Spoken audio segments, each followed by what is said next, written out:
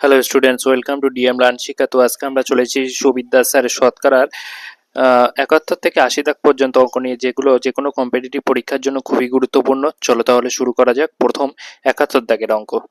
প্রথম 71 দাগের অঙ্ক কি বলছে দেখো, একটি মেশিনের মূল্য 36,000 টাকা। প্রতি বছর মূল্য 10% কমে যায়, তবে 2 বছর পরে মূল্য কত টাকা হবে? দেখো, একটি মেশিনের মূল্য 36,000 টাকা, 36,000 টাকা। প্রথম বছর ধরো 10% কমে গেল, তাহলে 90 হবে, 100 টাকার উপরে 90 টাকা হবে। দ্বিতীয় বছরও 10% কমে গেলে 100 টাকার উপরে 90 টাকা হবে। 0 0 0 0 কেটে দিলাম, 0 0 0 0 কাটলাম।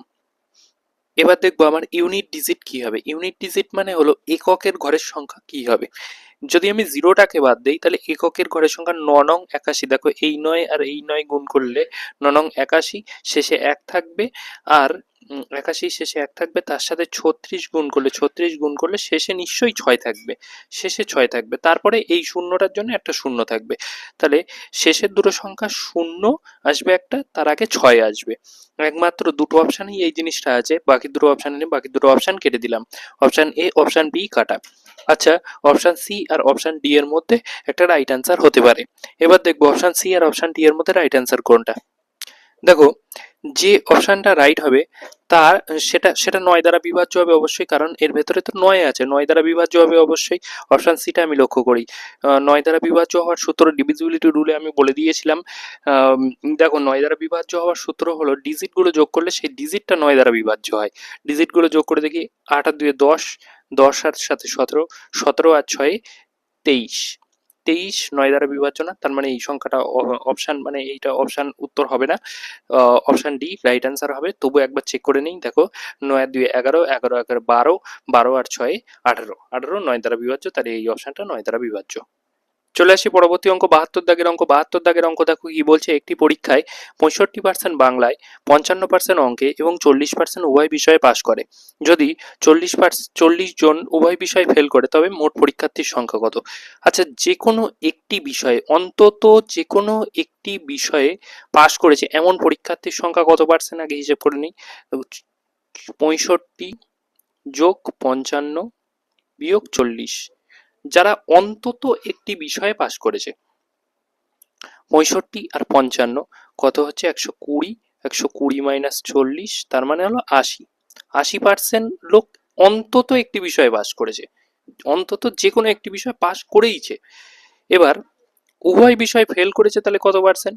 উভয় বিষয় ফেল করেছে, তাহলে 100 মাইনাস 100 মাইনাস 80%, তাহলে উভয় বিষয় ফেল করেছে।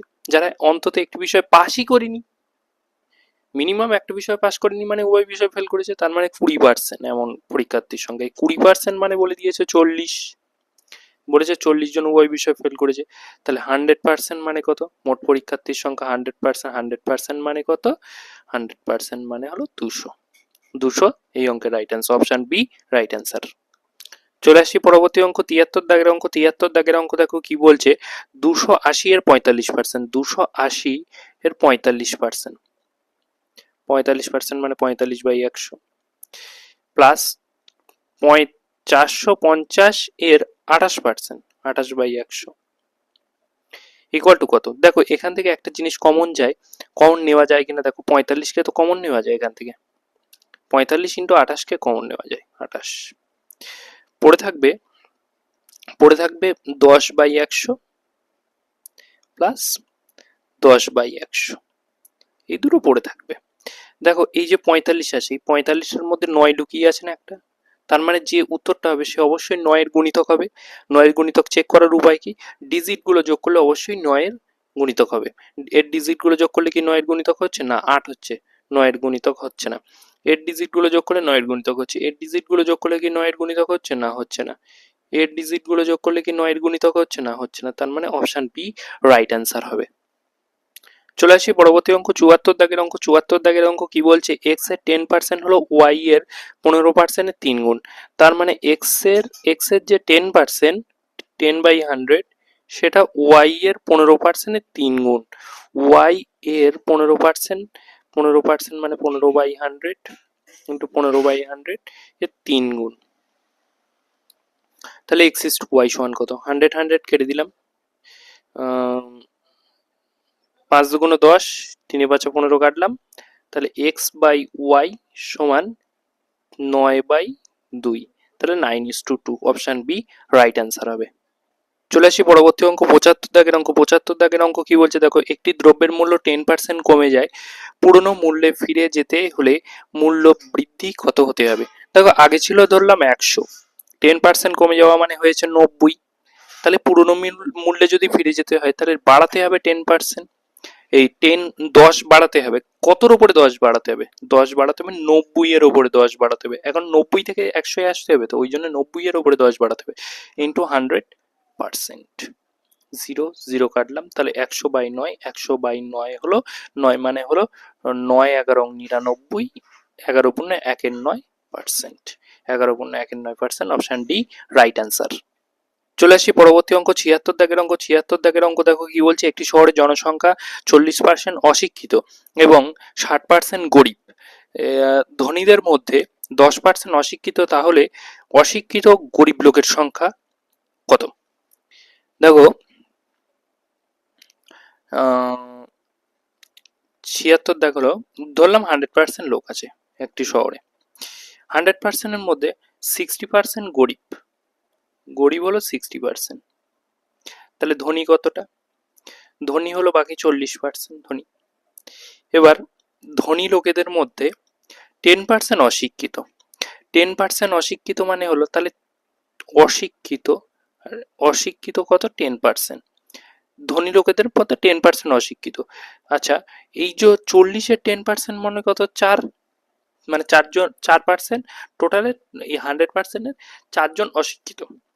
তাহলে কিন্তু ওখানে বলছে যে 40 জন টোটাল অশিক্ষিত আছে, তাহলে গরিবদের মধ্যে বাকি অশিক্ষিত কতজন? গরিবদের মধ্যে তাহলে 36 জন অশিক্ষিত, বোঝা যাচ্ছে? 36 জন অশিক্ষিত, তাহলে গরিব লোকের সংখ্যা, অশিক্ষিত গরিব লোকের সংখ্যা 36%, অপশন এ রাইট অ্যান্সার। চলে আসি পরবর্তী অঙ্ক 77 দাগের অঙ্ক। 77 দাগের অঙ্ক কি বলছে দেখো, বৃত্তের ব্যাসার্ধ 1% বৃদ্ধি পেলে ক্ষেত্রফল বৃদ্ধি পাবে। বৃত্তের ব্যাসার্ধ যদি 1% বৃদ্ধি পায়, আমরা একটা সূত্র পড়েছিলাম x plus y plus x y by 100, মনে আছে?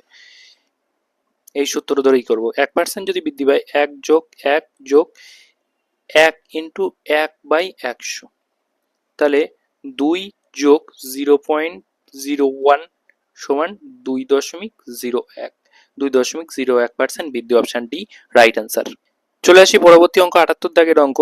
পি প্লাস কিউ এর 20% সমান পি মাইনাস কিউ এর 50%, তাহলে পি প্লাস কিউ এর 20%, 20% মানে 20/100, পি মাইনাস কিউ এর 50%, 50/100,